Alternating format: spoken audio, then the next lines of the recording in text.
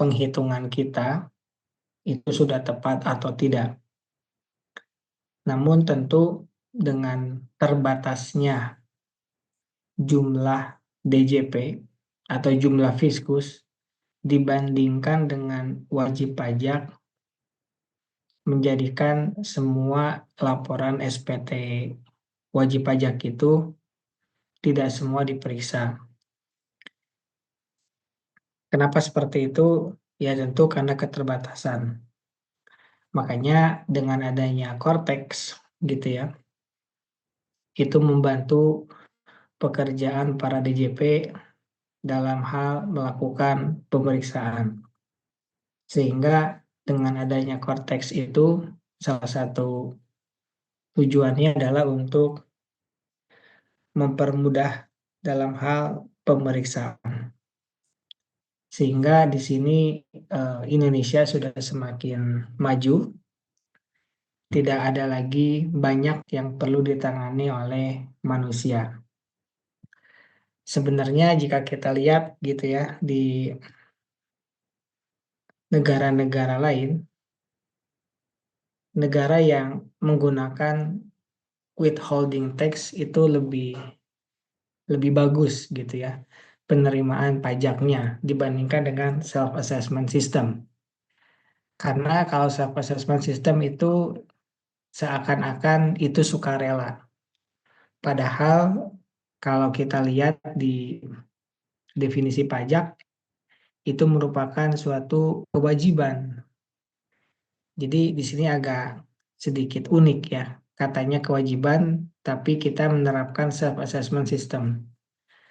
Padahal yang namanya kewajiban itu harus selalu dikontrol, harus selalu dipastikan apakah seseorang itu melakukan kewajibannya atau tidak.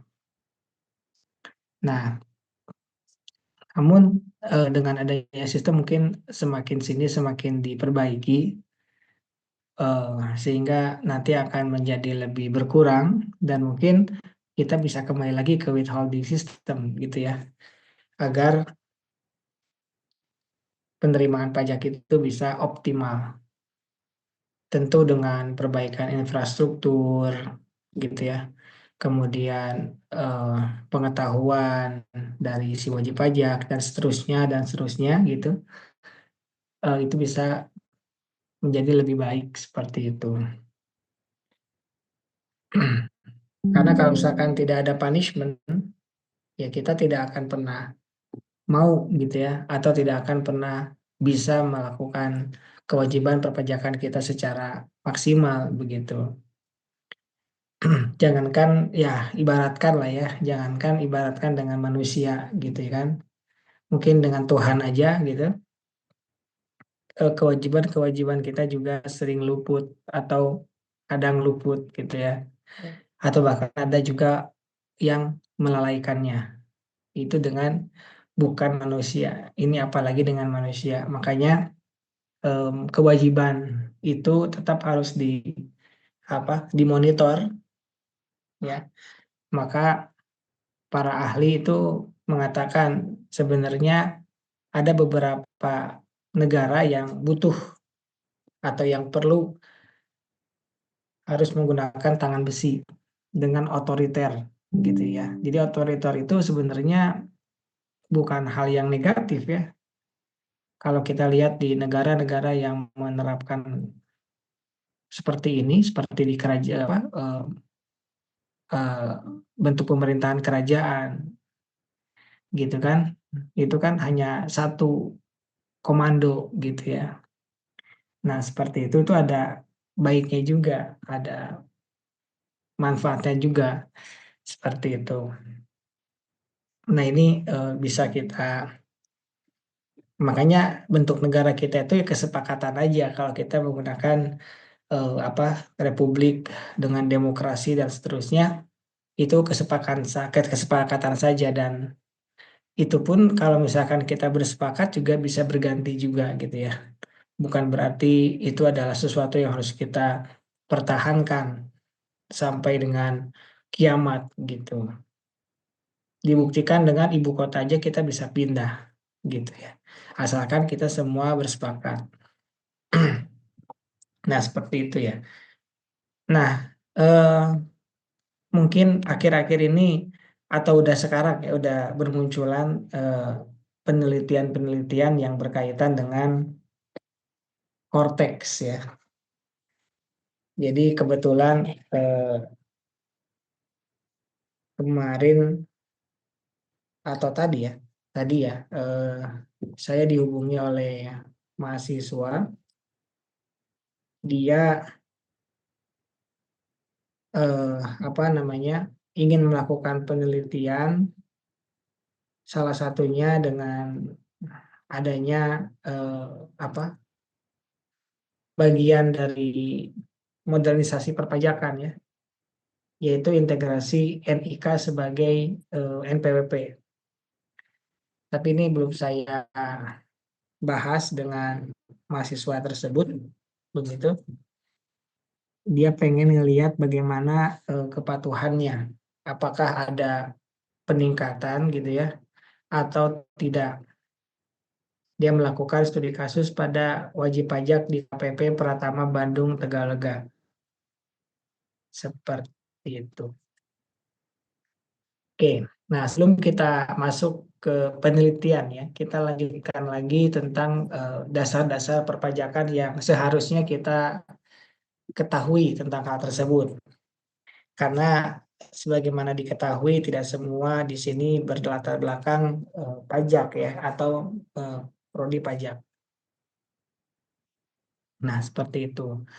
Nah, oke, sebenarnya kalau kita pengen tahu tentang pajak ya kan, kita sebenarnya tidak perlu tahu segala hal ya tentang pajak itu. Yang jelas kita harus tahu kewajiban-kewajiban perpajakan apa yang harus kita eh, penuhi atau lakukan. Nah, tapi kan itu levelnya untuk level yang wajib pajak yang bukan akademisi atau yang tidak belajar secara khusus mengenai pajak gitu ya. Tapi kalau misalkan kalian karena tahu, karena belajar tentang pajak, maka kita harus naikin levelnya.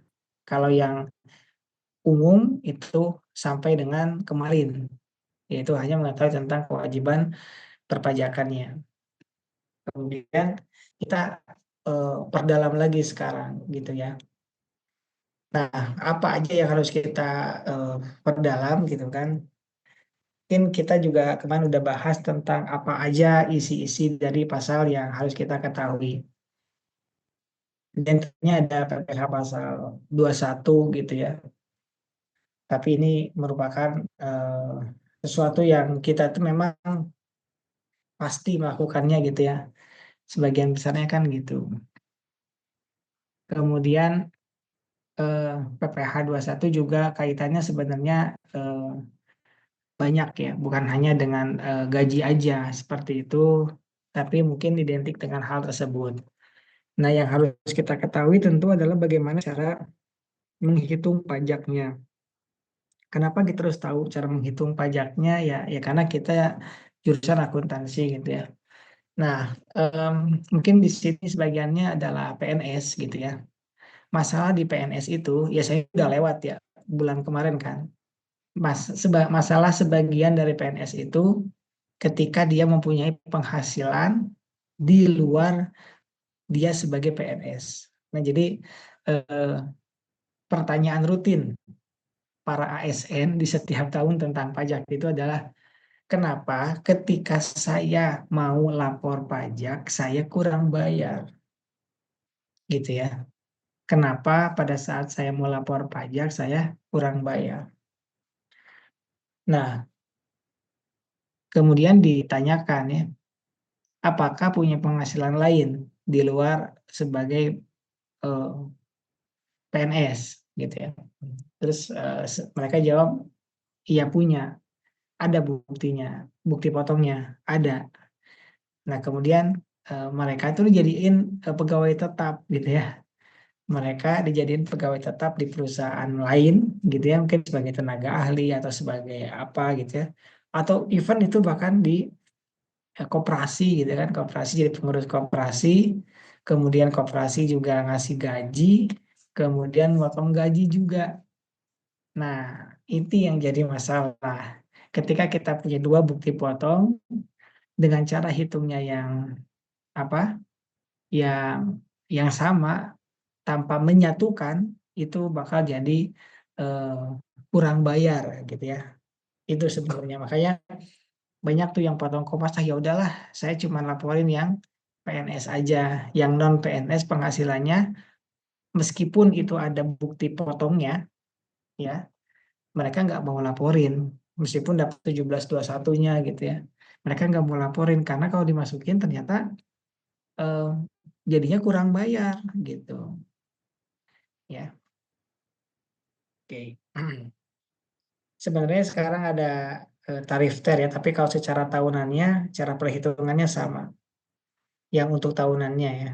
Kita sedikit berikan gambaran ya kenapa para ASN itu mereka kurang bayar ketika mereka memiliki penghasilan. Ya mungkin di sini juga ada yang merasakan atau mungkin belum ya. Ini biasanya dapat banyak kasusnya itu ketika mereka sudah punya jabatan gitu ya, mungkin ada yang jadi kadis ya kan. Nah mereka itu pada punya jabatan lain, jabatan di luar sebagai itu ya. Kita berikan gambaran. Nah ini misalkan eh, dia punya gaji pokok ya sebagai PNS nih, kita sebagai PNS-nya dulu. Misalkan gaji pokok, kalau misalkan ya anggaplah ya udah golongannya udah golongan agak tinggi gitu ya, 4 juta misal gitu ya.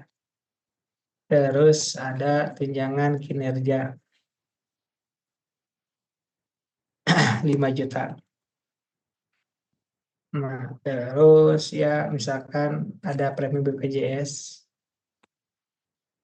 misalkan 2%, ya itulah eh, apa kita persingkat aja ya. Nah, dapat nanti penghasilan bruto sebulan.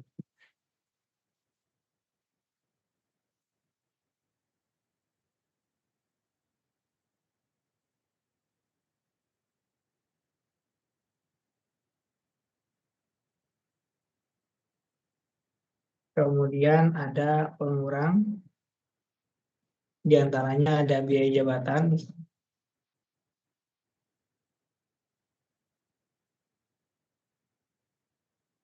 Biaya jabatan itu penghasilan bruto sebulan dikali 5%, maksimalnya itu 500.000 sebulan ya.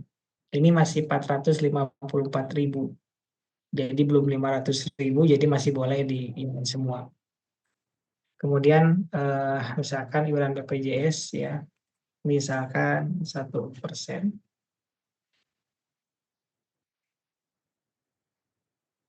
Ini total pengurangan.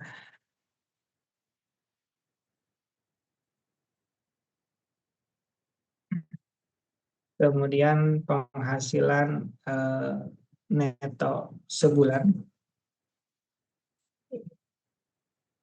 Ini dihitung dengan cara penghasilan bruto sebulan dikurangi total pengurang. Berikutnya penghasilan neto setahun.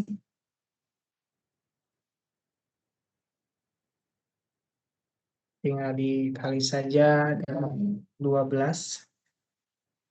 Terus ada PTKP. Misalkan TK 0, artinya dia tidak kawin atau belum menikah dengan memiliki atau belum memiliki tanggungan senilai 54 juta ya kalau ini.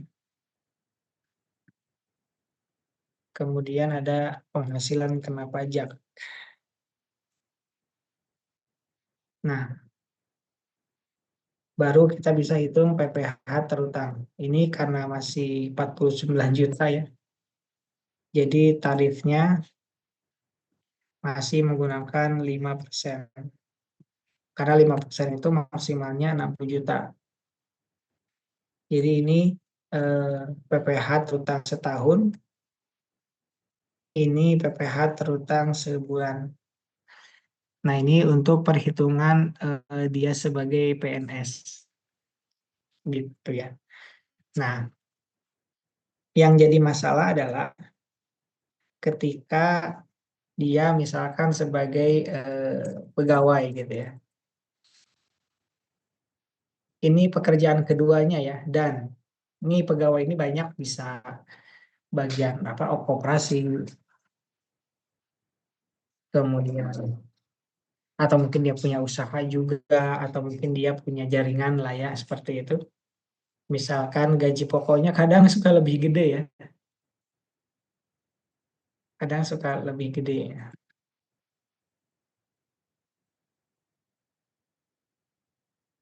Nah, ini biaya jabatan karena maksimal 500.000 ya.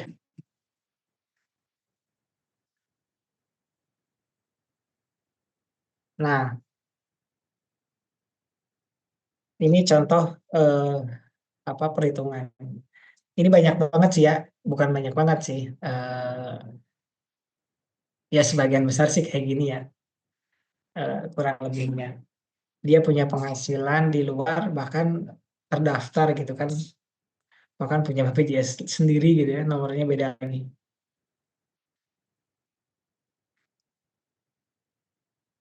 Oke. Nah, masalahnya apa? Masalahnya adalah dia melaporkan yang 2.451.600. Tapi ketika dilaporkan, dia harus masukin yang 7.242.000 juga. Nah, itu nggak akan benar apa nggak akan sama tuh. Kenapa? Karena kalau misalkan punya dua pekerjaan ini, maka harusnya disatuin dulu kan, harusnya kan gitu ya. Kalau dia sama-sama pegawai gitu ya, maka ini jadi masalah tuh di situ. Makanya kenapa bakalan kurang bayar gitu ya. Nah, seperti itu.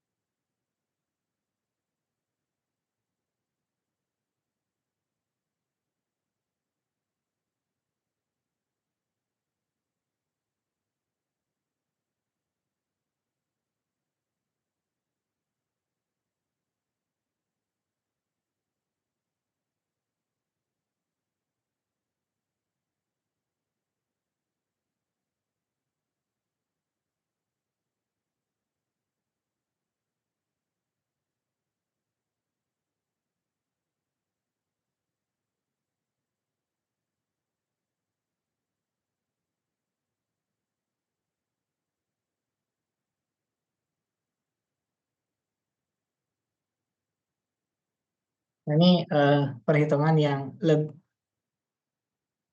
lebih mendekati dengan tepat gitu ya. eh Kemudian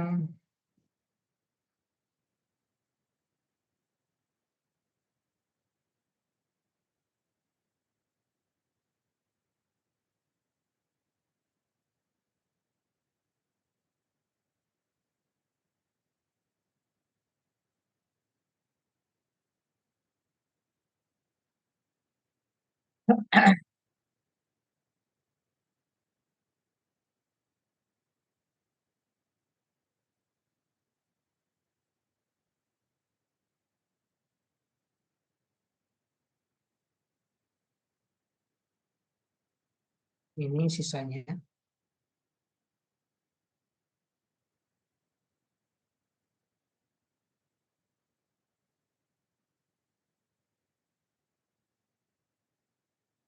Ini setahun, ini sebulan. Nah, begini ya, kurang lebih skemanya kita fokus ke yang setahun aja.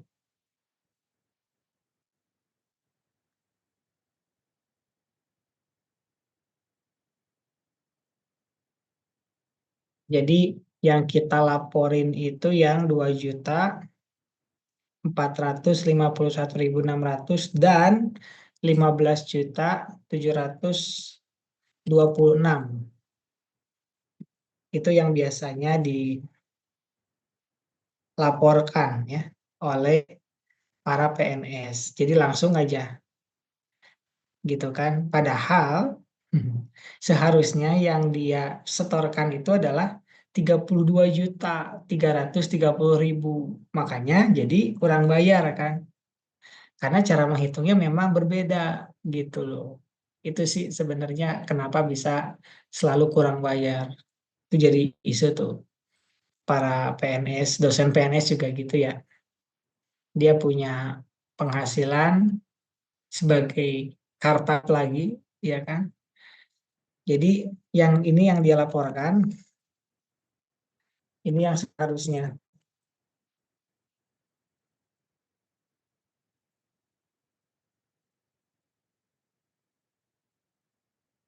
Berarti kan dia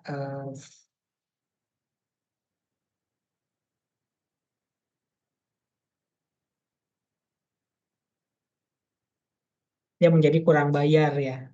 Jadi dia kurang bayar 14 juta. Nah ini eh, apa namanya gambaran lah ya kurang lebihnya kenapa kalau kita sebagai PNS kemudian kita menjadi pegawai tetap ya. Ini catatannya gitu ya. Ketika kita menjadi pegawai tetap di tempat lain, maka perhitungannya tidak bisa langsung di satu-satu gitu ya. Karena apa? Ya ini buktinya di PNS 2.400, di pegawai 15 juta, ternyata pada saat digabungkan, oh cuma 18 juta. Padahal ketika kita hitung ulang harusnya bukan 18 juta, tapi 32.330.000. Makanya kurang bayar tuh. Nah ini apa namanya gambaran gitu ya buat teman-teman ketika misalkan nanti punya niatan gitu kan. Karena kalau kita lihat di aturan BKN ya, itu eh, diperbolehkan ya, diperbolehkan. Cuman nggak tahu ya, mungkin kalian yang lebih update gitu ya. Selama tidak mengganggu pekerjaan di PNS katanya sih gitu. Tapi kalau saya baca di aturannya malah ketika kita menjadi eh, PNS itu sebenarnya harusnya ya logikanya dia nggak bisa dapat pekerjaan yang lain gitu. Karena kan itu udah melekat pada dirinya. Tapi kan kenyataannya mungkin karena kreativitas dan konektivitas dan seterusnya bisa mendapatkan penghasilan yang lebih banyak gitu ya. Nah itu sih di antara yang apa namanya kalian harus ketahui gitu ya tentang ini. Nah itu untuk PPh pasal 21. Nah isu lainnya tentang PPh pasal 21 ini adalah eh, dengan diterapkannya TER ya. Jadi TER ini sebenarnya kalau kita hitung-hitung itu menjadikan pajak kita itu menjadi lebih kecil sebenarnya. Ya, jadikan pajak kita itu menjadi lebih kecil. Tapi di akhir itu akan ada selisih bayar yang harus kita bayar yang nilainya kalau dibandingkan itu cukup besar. Jadi kalau misalkan kita belajar tentang metode depresiasi ya, ada namanya double decline method gitu ya. Jadi double decline itu eh, apa namanya besarannya besar di awal, ya kan? Kemudian ke sebelah sananya itu akan semakin kecil. Nah, kalau ini dengan TER ini kecil di awal, kesananya akan besar. Tapi tentu ya, ini eh, sebenarnya tidak semuanya seperti ini karena butuh eh, perhitungan ya, harus ada real perhitungannya. Karena kan TER itu dapat hitungannya dari penghasilan bruto sebulan, tidak ada pengurang, tidak ada PKP. Nanti perhitungannya adalah ketika di akhir, gitu ya. Ini tuh mirip-mirip sama PPh lima gitu ya. Kan PPh lima itu angsuran. Bedanya angsurannya kita bayar setiap bulan ditentukan oleh diri kita sendiri kalau PPh lima. Tapi kalau misalkan PP satu itu enggak, ya itu enggak. Ditentukannya ya berdasarkan status pajak kita apa, kemudian berapa penghasilan bruto kita. Nanti baru dihitung. Ya mungkin bagi sebagian orang ini simplicity gitu ya, atau membuat simple karena kan menggunakan eh, tidak terlalu banyak menggunakan anggapan gitu ya. Brutonya berapa kaliin tarif selesai. Tapi di akhir tetap perhitungannya sama seperti kayak tadi. Jadi semua penghasilan real yang dia terima dari bulan Januari sampai Desember itu dihitung. Kemudian termasuk juga tunjangannya, preminya, iurannya, itu sama tuh. Harus diperhitungkan. Yang realnya. Kalau yang sebelum ada TER itu ada istilahnya disetahunkan. Ya sebenarnya disetahunkan itu ya dikali 12, tapi itu tuh artinya ada yang berbeda kemungkinan. Kenapa? Karena itu dianggap setahun. Padahal dalam satu tahun itu kita bisa mendapatkan tambahan-tambahan penghasilan. Di antaranya ada THR, kemudian ada bonus, dan seterusnya. Sehingga ketika kita mau menghitung PPh atas bonus, menghitung PPh atas THR, itu kita harus hitungnya dua kali, setahun yang sebelum ada THR dan pajak untuk yang ada THR diselisihkan, itulah PPh untuk THR saja. Nah, gitu kalau dulu ya. Kalau sekarang ya dia dapat berapa penghasilan bruto sebulannya, kemudian eh, dipotong sesuai dengan tarifnya. Begitu ya. Atau kita berikan ilustrasi lagi ya yang untuk eh, apa PP atas THR dan bonus.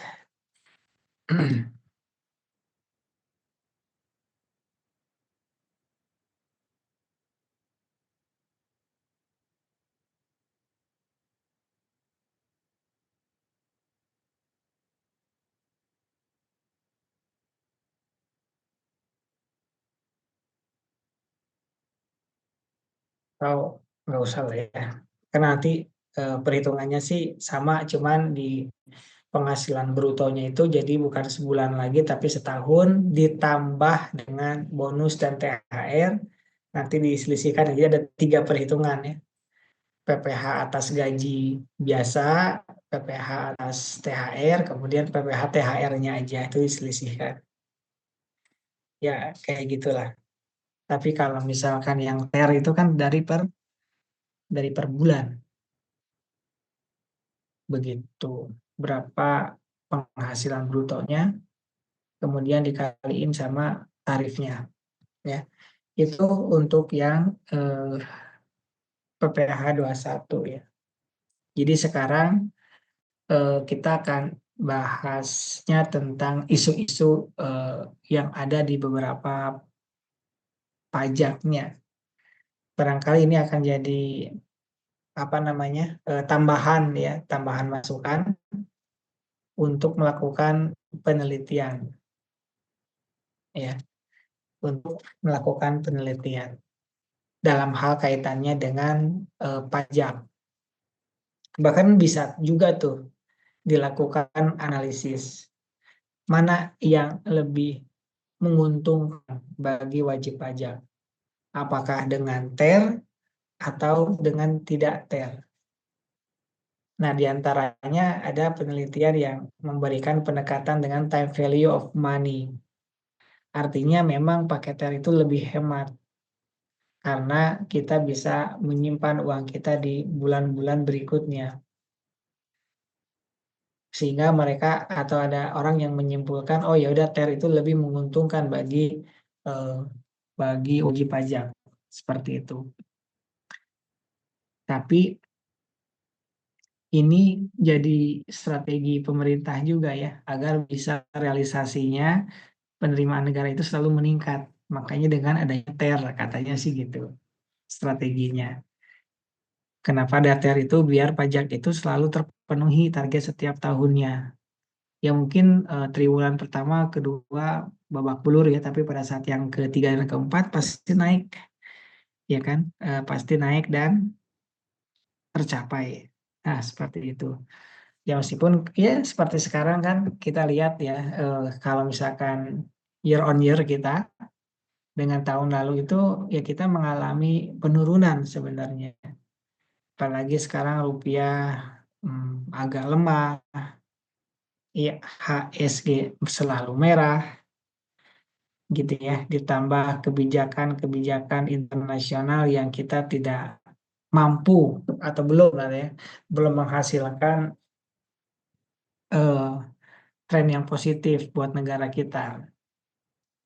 Banyak kasus ya kayak misalkan sekarang lagi masalah tentang MBG, makanan bergizi gratis. Ternyata setelah ditelusuri, MBG itu yang punyanya itu selalu atau sebagiannya lah ya berafiliasi dengan presiden. Kemudian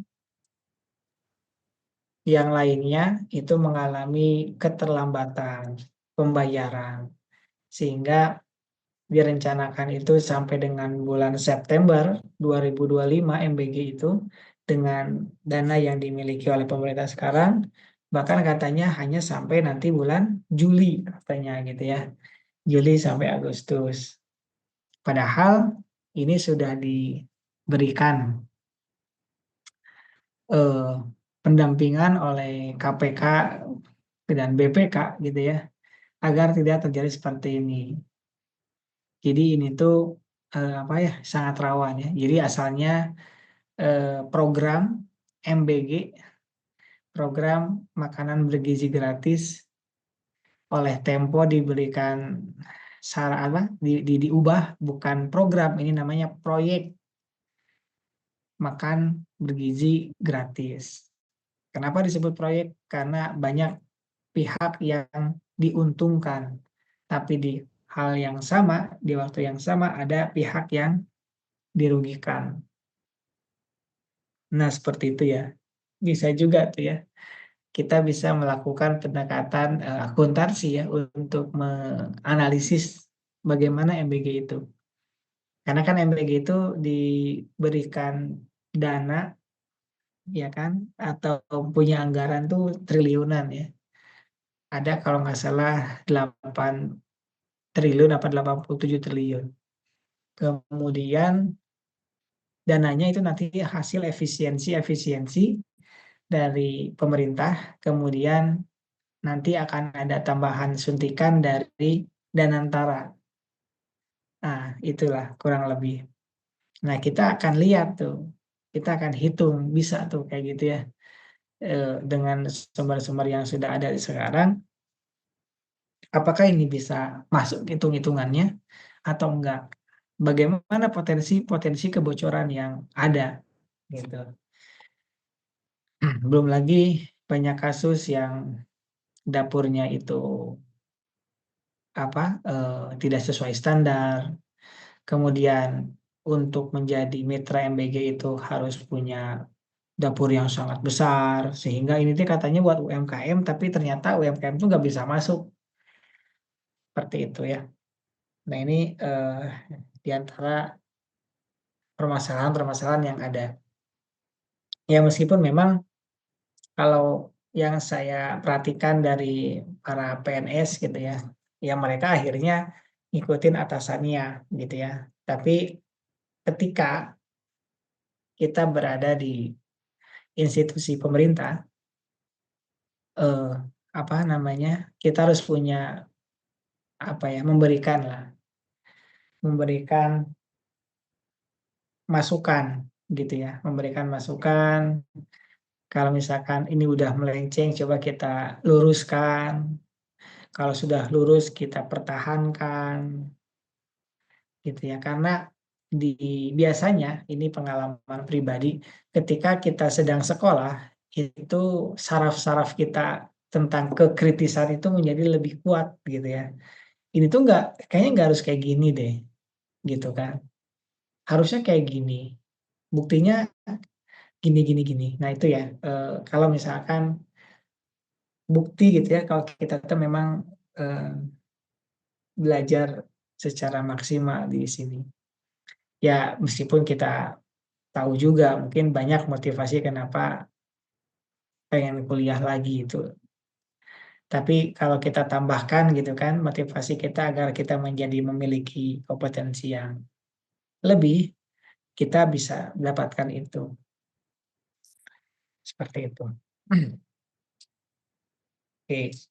Kemudian tentang PPh pasal 22 ya. Jadi kan sekarang itu udah diganti ya. Namanya bukan bendaharawan pemerintah lagi. Jadi kalian itu yang di PNS itu istilahnya sekarang instansi pemerintah. Ya sebenarnya istilah instansi pemerintah tuh udah ada dari dulu ya. Cuman kalau di perpajakan itu dianggapnya eh, apa namanya berbeda gitu ya. Nah sekarang namanya instansi pemerintah. Kenapa seperti itu? Ya karena mungkin biar lebih dikenal aja ya. Kalau bendaharawan pemerintah kan seakan-akan dia itu harus yang pegang uang. Ya memang kenyataannya gitu kan. Ada KPA dan seterusnya. Tapi mungkin agar lebih mudah, bendaharawan pemerintah itu istilahnya diganti ya per tahun 2024 itu menjadi instansi pemerintah. Jadi instansi pemerintah itu yang instansi yang dimiliki oleh pemerintah. Mungkin biar mudah untuk apa namanya untuk mendefinisikannya.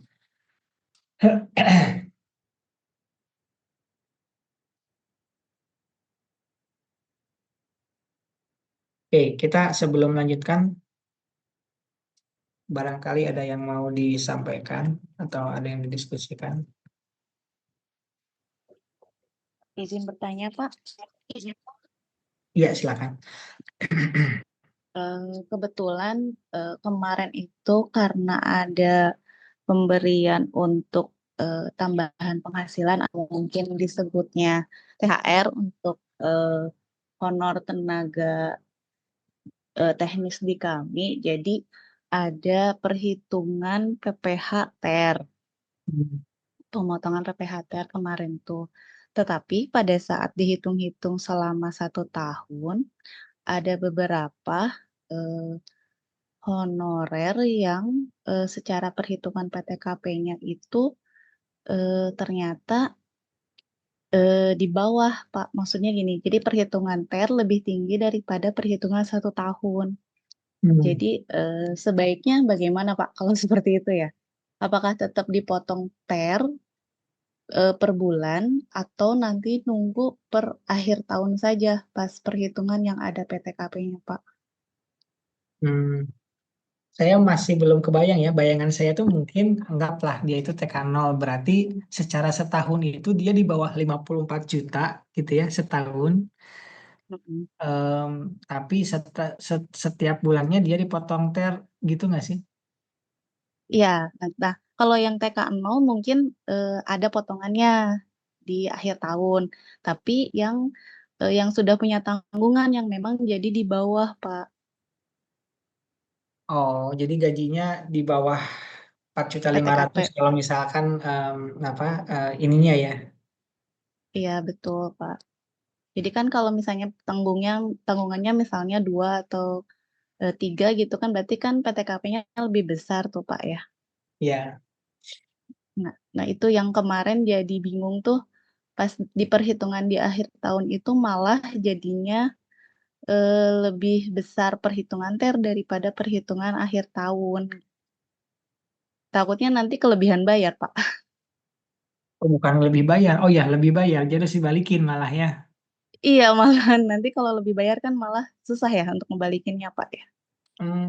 Kalau sekarang sih enggak ya. Jadi itu yang dijanjiin sama Menteri Keuangan kita ya. Katanya kalau sekarang pakai Cortex itu di bawah 100 juta lebih bayarnya bisa diproses bahkan di bawah 1 minggu dan tidak ada proses lanjutan. Nah itu mungkin barangkali ada yang mau membahasnya gitu ya. Jadi gimana ini pakai TER tapi pada saat dihitung tahunan ternyata malah bukan punya utang bayar tapi malah lebih bayar pajaknya, ini gimana ini gitu ya. Iya, sebaiknya gimana ya? Kemarin bingung sih jadinya harusnya kan 3 penghasilan yang dipotong, tapi jadinya cuma 2 penghasilan yang dipotong, karena kalau 3 penghasilan yang dipotong sekaligus itu, nanti di akhir tahunnya akan kelebihan. Mm-mm. Jadi mungkin Bapak punya informasinya sebaiknya seperti apa? Mohon, Ya, gimana arahannya, nih Pak. teman-teman yang lain barangkali punya pandangan yang pandangan tentang kasus ini tuh harusnya seperti apa? Serba salah katanya gitu ya. Kalau pakai TER dipotong tiap bulan di akhir tahun malah kurang malah lebih bayarnya kegedean kayak gitu. Soalnya di sini banyak yang dari pajak nih, dari D3 perpajakan. Jadi kayaknya mereka harus bisa menjawab lebih rinci kayaknya. Gimana nih? Ada yang mau berpendapatkah tentang kasus tersebut? Jadi kasusnya ya, ini ulangi lagi ya biar pada kebayang mungkin ya. Jadi ada pegawai gitu mungkin dia tiap bulannya dipotong pajaknya dengan menggunakan TER karena tadi disampaikan TER itu kan dari penghasilan bruto. Kemudian tarifnya juga menyesuaikan dengan PTKP dia. Dia lakukan setiap bulan. Kemudian di akhir tahun dilakukan perhitungan penghasilan dia selama setahun, ya kan? Ternyata dia dihitung itu lebih bayar gitu ya. Harusnya tidak segitu. Nah, itu bagaimana solusinya kalau kondisinya seperti itu? Mungkin kurang lebih kayak gitu ya kasusnya ya. Iya betul, Pak, seperti itu. Silakan.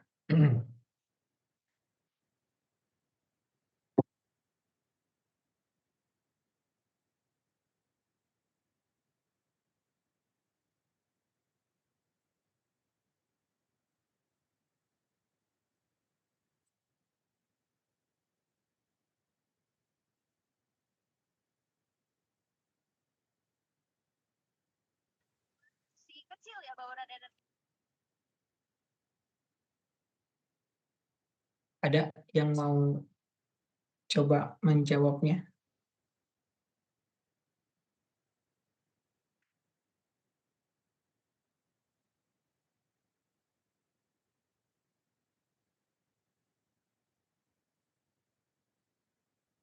Nggak ada.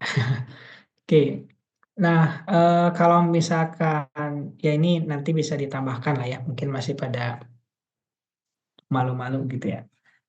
Jadi kalau kita lihat aturannya ketika kondisinya lebih bayar seperti itu, maka yang harus kita lakukan ya kita bisa mengajukan kompensasi atau restitusi gitu. Terus sebenarnya nggak susah kok ya kalau sekarang.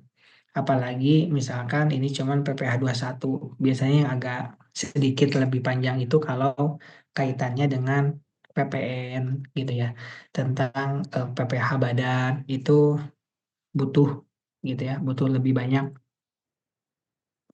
waktu, lebih banyak eh, dokumen yang harus disiapkan dan nanti akan dilakukan pemeriksaan. Nah, seperti itu. Jadi bisa melakukan restitusi. Restitusi itu minta kembali uangnya. Atau mengajukan kompensasi. Kalau kompensasi itu nanti kelebihan pajak kita di masa sekarang, itu nanti dikompensasikan di periode berikutnya. Nah, seperti itu. Itu alternatif yang sesuai dengan peraturan perundang-undangan. Nah, kalau misalkan kayak gitu kan dia banyak yang mengatakan dia tuh rugi dua kali dong gitu ya. Udah bayar pajak lebih, uang nggak ada di kita, uangnya nggak usah dipakai gitu. Nah, makanya strateginya gimana? Di antara strateginya adalah kita harus bisa memperkirakan penghasilan kita dalam 1 tahun itu seperti apa. Makanya ini butuh apa ya, analisis gitu ya. Apakah kita itu punya pegawai yang penghasilannya itu ketika disetahunkan itu bayar pajaknya lebih kecil daripada TER yang kita potong setiap bulan. Nah, seperti itu karena TER itu memang karakteristiknya dia dikenakan pajaknya kalau penghasilannya selalu meningkat gitu ya, karena selalu meningkat itu kan bayangannya seperti itu. Tapi kan kenyataannya memang tidak selalu seperti itu. Ada juga yang turun gitu ya, karena mungkin PTKP-nya yang terlalu tinggi dan seterusnya. Nah, itu yang jadi strateginya seperti itu. Jadi kita harus dihitung dulu nih bagaimana apa perhitungan dalam 1 tahunnya. Kalau dalam 1 tahunnya memang seperti itu, kita harus berstrategi. Berarti ya kan per bulannya berapa seperti itu. Nanti kita bisa hitung menggunakan ya perhitungan alat biasa, bisa pakai Excel juga gitu ya. Oh ya udah berarti nanti penghasilannya jangan terlalu besar yang diakuinnya di bulan tersebut gitu. Itu salah satu perencanaan yang bisa dilakukan seperti itu karena kan eh, yang dilaporkan itu oleh orang pribadinya adalah tahunan gitu ya. Kalau oleh pemotongnya itu bulanan, ya kan? Kalau bulanan kan belum mencerminkan. Jadi itu kan istilahnya itu stelsel anggapan atau fiktif. Nanti stelsel realnya itu pada setelah 1 tahun. Begitu sih apa namanya. Cuman memang apakah mau atau enggaknya si bagian tersebut untuk menghitungkan dengan kasus seperti ini, yaitu balik lagi ke apa masing-masing. Jadi strateginya itu tuh bisa pakai aturan di akhir kita ngajuin restitusi atau kompensasi, atau yang kedua kita melakukan perencanaan untuk penghasilan tersebut. Seperti itu sih kurang lebihnya begitu. Baik, Pak. Terima kasih Pak Hmm. masukannya, Pak.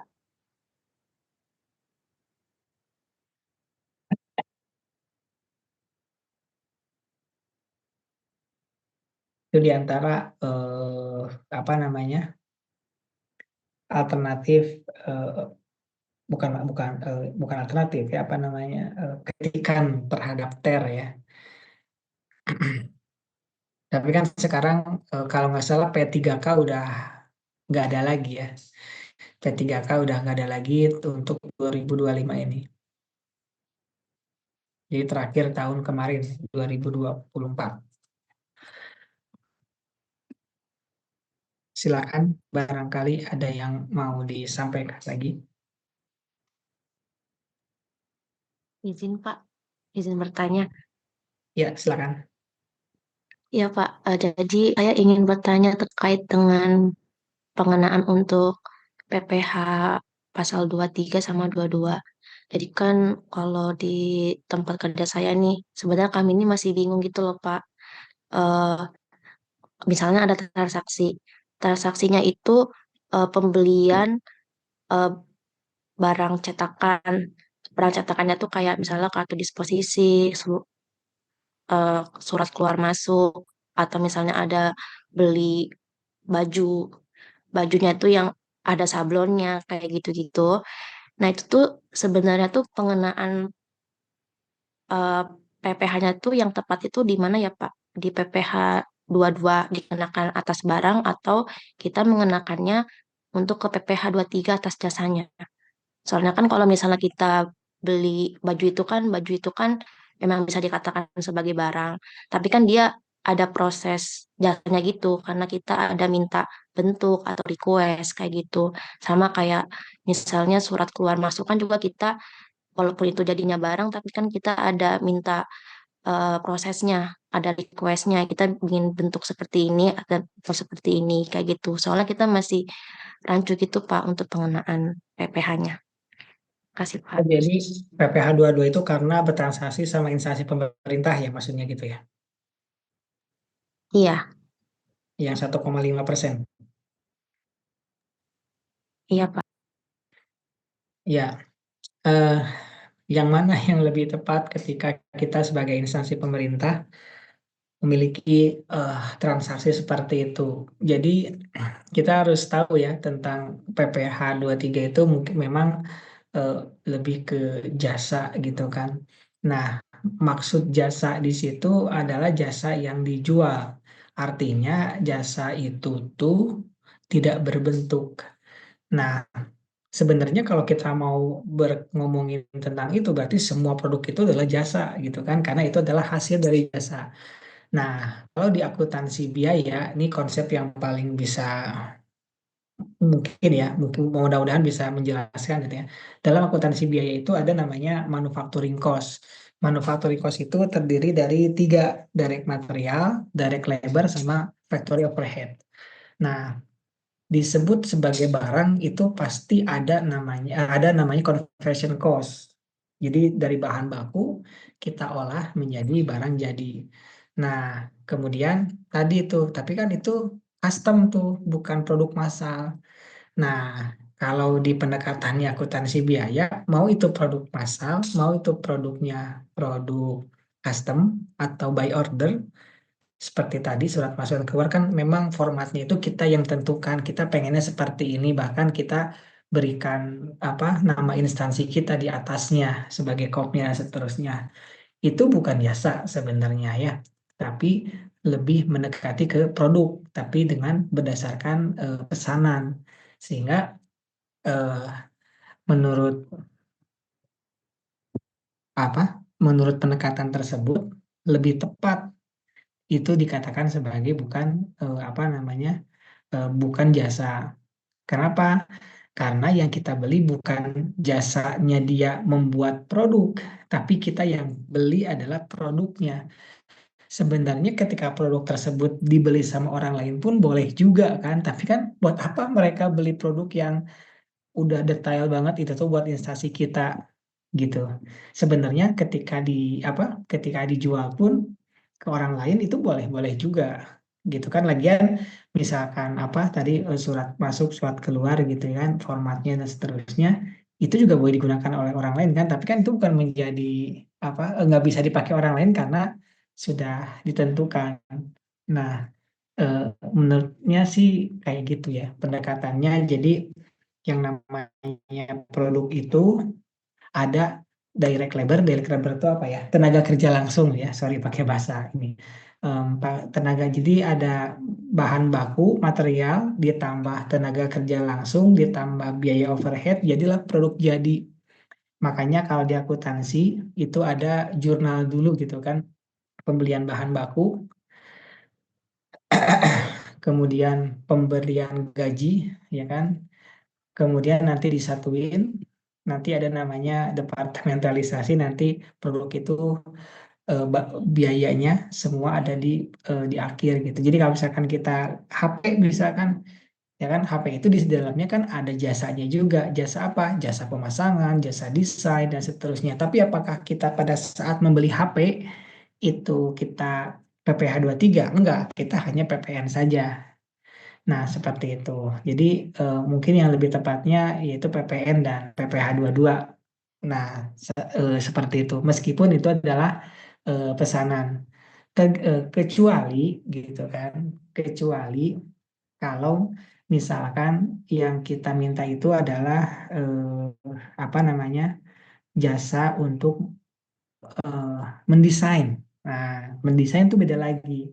Jadi kan kalau kita lihat peraturan Menteri Keuangan ya, itu jasa tuh ada puluhan. Ada jasa desain, ada jasa composing, ada jasa apa, pokoknya banyak banget lah. Nah, itu yang yang dikategorikan sebagai jasa. Jadi kalau bentuknya yang kita beli, sorry, kalau yang kita beli itu adalah produknya, maka yang lebih tepat ya, berdasarkan penjelasan tadi adalah yang PPN dan PPh 22 ya kalau dalam kasus ini. Tapi kalau kita mintain desainnya, tolong dong desainin kop surat itu seperti apa, kemudian formatnya bagusnya seperti apa. Kalau di perusahaan swasta itu bikin form itu ada standarnya ya, makanya ada ISO-nya.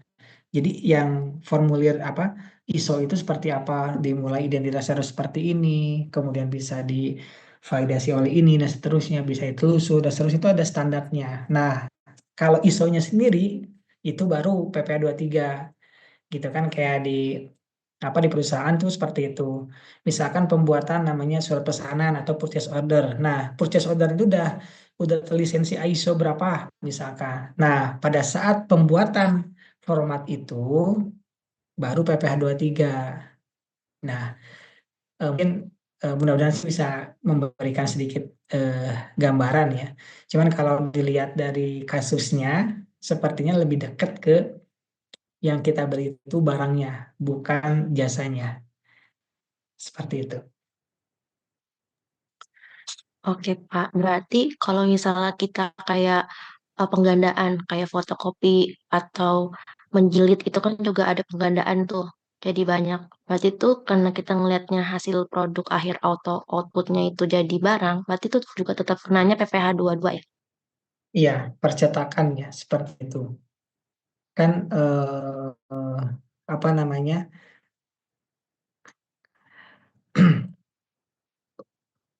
Kalau misalkan kita butuhnya produknya, berarti berarti PPh 22 gitu ya. Soalnya apa ya? Ada beberapa ini sih ya. Ini juga pengalaman pribadi juga.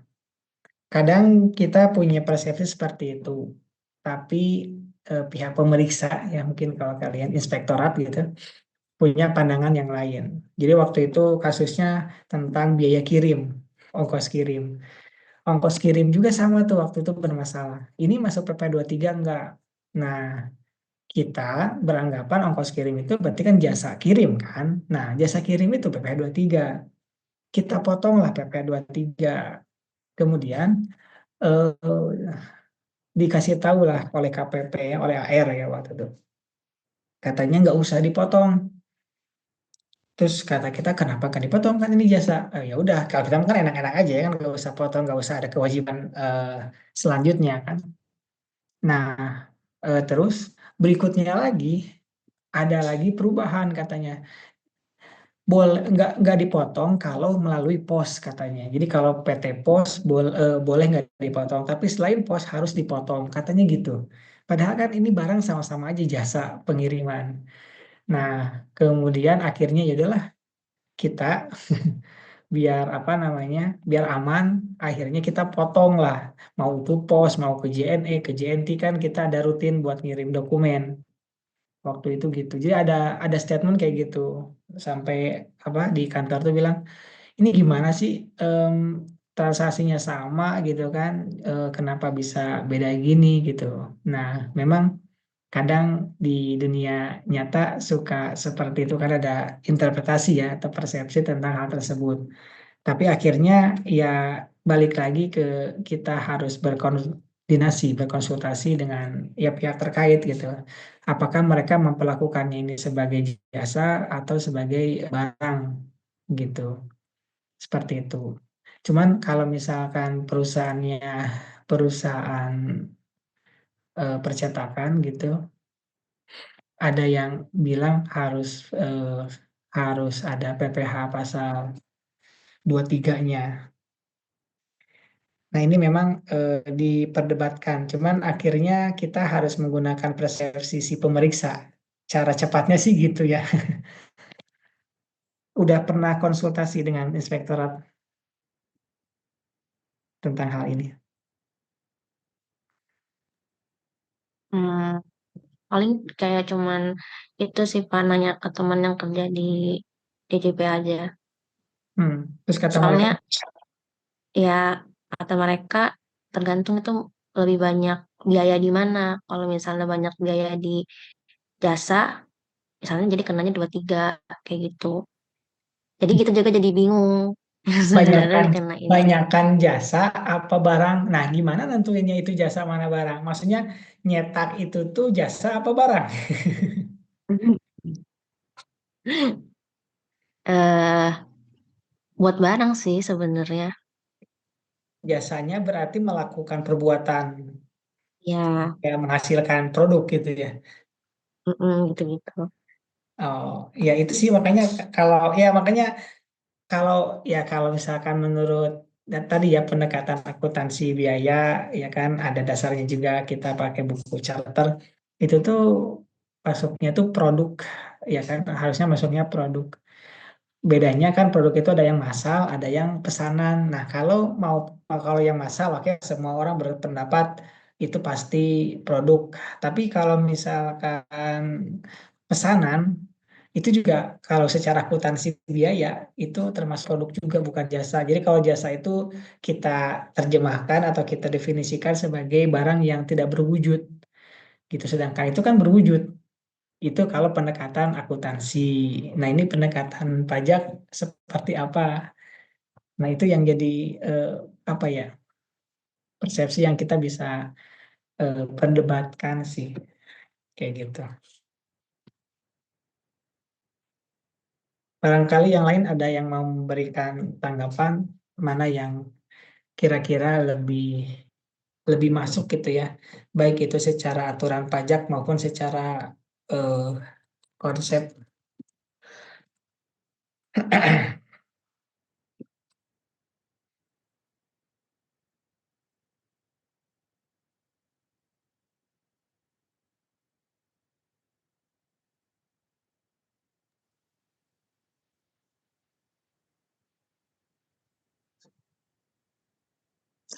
Pak, boleh izin bertanya lagi nggak? Ya, silakan. Yang paling terkait dengan sewa gedung atau bangunan, Hmm, kan suka ada itu ya, sewa gedung atau bangunan buat kegiatan. Misalnya cuma 1 hari atau 2 hari doang. Itu kan kalau misalnya secara pajak, itu kan dikenakannya PPN sama PPh 4 ayat 2 ya, untuk ya, sewa gedung. Nah, tapi kan itu besar tuh Pak, 11% sama 10% kalau nggak salah ya. ya 10. Tapi itu berarti bener nggak pengenaannya kayak gitu? Atau misalnya dia itu ada biasanya kan sewa gedung itu ada yang dipakai buat gedung setahun, makanya dia masuk akal lah dikenakannya pajaknya sebesar itu. Nah, kalau misalnya buat yang kegiatan kayak gitu tuh eh, nggak apa-apa kan dikenakan pajak untuk PPh 4 ayat 2 sama PPN. Ya, ya emang kalau misalkan kita oh, masalahnya tuh karena di besarnya itu ya. Iya Pak, soalnya kadang-kadang mereka kayak misalnya cuman 7 juta gitu kan. Ya udah kepotong PPN, kepotong PPh 4 ayat 2 10%. Jadi ngerasa besar gitu. Ngerasa berat buat dikenakan dua itu. Sebenarnya ngomongin PPN-nya dulu tuh kita harus pastikan dulu dia PKP atau enggak. Wajib PKP berarti ya. Berarti dia bukan, Iya berarti Pak, dia PKP. Dia PKP. ya, biasanya kan dia ke CV gitu ya. Oh, CV belum tentu PKP sih. Hmm, Jadi iya sih maksudnya benar. kalau misalkan dia PKP ketika dia punya pajak keluaran ya kan dia bisa selisihkan dengan pajak masukan.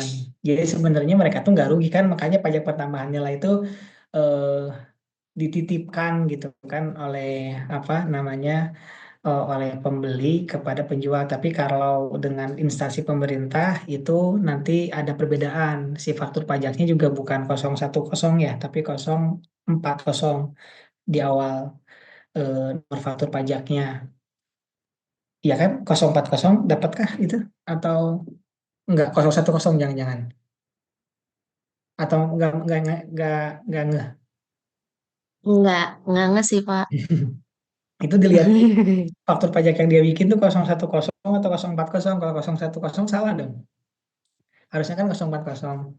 Nah, kalau misalkan dia bukan PKP ya berarti nggak usah ada PPN. Maka yang dipotong 10% aja. Nah, kalau mereka ngerasa gede, ya udah pakai eh, pakai gross up namanya. Jadi mereka pengennya misalkan 5 juta ya kan, nanti dihitung kontraknya berapa. Nah, cuman masalahnya apakah itu memungkinkan? Kan ada anggarannya gitu ya. Kalau memungkinkan, mendingan pakai gross up aja. Jadi di gross up dulu, ketika dia pengen dapatnya 5 juta, misalkan berarti nanti nilai kontraknya nggak 5 juta, tapi 5 juta lebih. Jadi ketika dipotong 10%, dia dapat bersihnya 5 juta. Itu strateginya biar kita tidak merasa, kasihan gitu ya. Gitu. Oke, oke Enggak. siap, Pak. Nah, Makasih banyak ya, Pak, insight-nya. itu kan ya masalahnya karena kita kasihan dia udah mah kecil, jarang dari kita, terus kita potong pajak lagi, mana pajaknya PPN sama PPH lagi gitu. Jadi kasihan gitu sih biasanya ya. Iya. Begitu.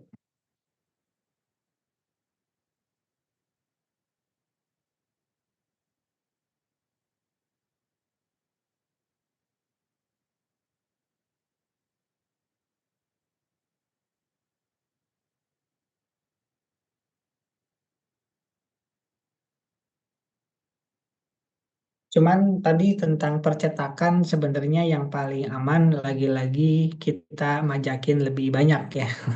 Maksudnya kita PPN juga PPH 23 berarti lebih tepatnya ya. Karena yang kita beli itu jasa percetakannya. Ya, cuman kalau misalkan itu produk massal, ya kan kalau kita beli buku kan kita nggak ini ya, kita nggak PPh tiga tapi PPN aja gitu. Sebenarnya kalau ya sebenarnya kalau ini kalau di swasta sih ya, kalau di swasta itu kita redaksi, mainnya di redaksi. Kayak ini saya bukan apa ya, bukan ngajarin yang nggak bener, memang bukan nggak bener, ini bener ya sebenarnya, cuman banyak yang salah paham aja. Ini namanya tax avoidance tadi ini ya. Tentang jasa ini ya, kan kita punya AC tuh. Setiap tahunnya atau setiap bulannya tuh ada maintenance AC. Nah, itu kan PPh tiga kan jasa servis AC. Cuman masalahnya invoice-nya itu sama kan. Invoice-nya itu misalkan jasanya itu misalkan 1 juta. Komponennya misalkan 2 juta. Nah, PPh tiganya apa? PPh tiganya itu adalah 2 juta plus 1 juta gitu. Jadi harusnya kan PPh-nya itu kan harusnya terhadap jasa doang dong. Tapi karena nggak bisa, rata-rata ngambilnya dari total invoice. Itu tuh yang salah sebenarnya. Padahal ini rutin. Nah mungkin strateginya bisa kayak gitu juga tuh untuk tadi yang percetakan. Dipisah tuh jasanya untuk percetakan, kemudian produknya. Jadi yang dikenakan PPh tiga hanya jasanya aja yang lebih kecil. Jadi materialnya gitu kan dan seterusnya itu nggak usah dipotong PPh tiga. Itu mungkin win-win solution-nya ya. Jadi kita mau potongnya tetap 23 tapi jangan dasarnya jangan semuanya. Nah, gimana strateginya? Yaitu dipisah. Dipisah invoice jasa sama dipisah invoice hasilnya. Mungkin itu salah satu tambahan lagi yang bisa dibahas gitu ya di tempat kerjanya. Yang mana nih yang paling visible, yang paling win-win solution dan seterusnya. Itu ya tiga ya mungkin alternatif yang bisa dilakukan. Silakan ada lagi yang Terima didiskusikan. kasih ya, Pak. Ya,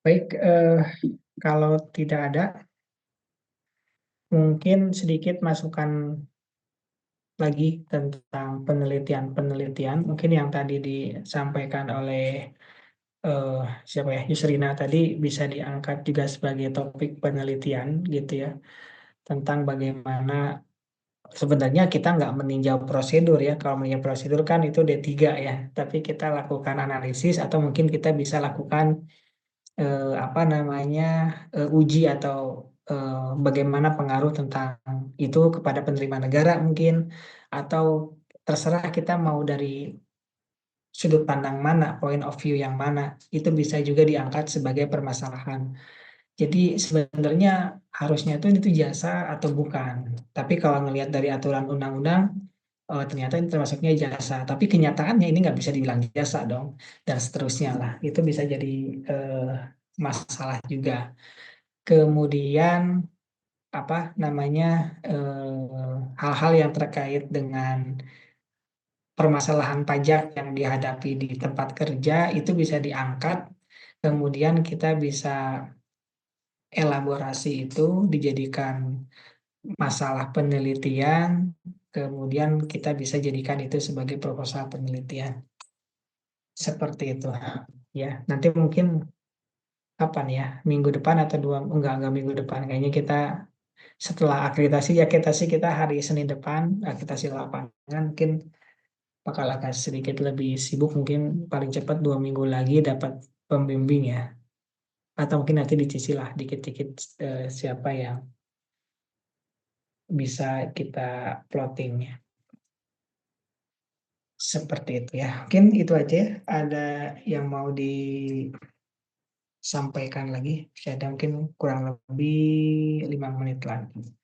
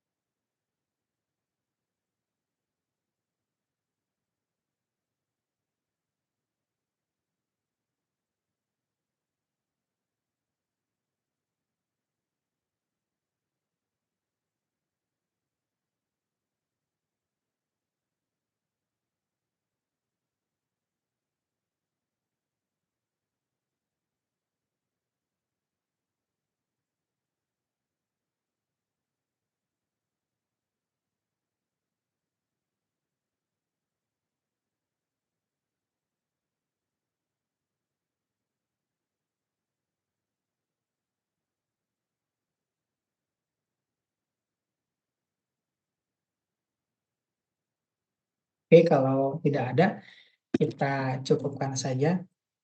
Kita berarti 2 pertemuan lagi ya, 2 minggu lagi. Kemudian kalian bebas di hari Senin nanti lanjut ke kuliah setelahnya. Terima kasih. Saya tutup. Assalamualaikum warahmatullahi wabarakatuh. Waalaikumsalam warahmatullahi wabarakatuh. Waalaikumsalam Waalaikumsalam warahmatullahi warahmatullahi wabarakatuh. wabarakatuh. Terima kasih, Pak. Terima kasih, Terima kasih, Pak. Pak.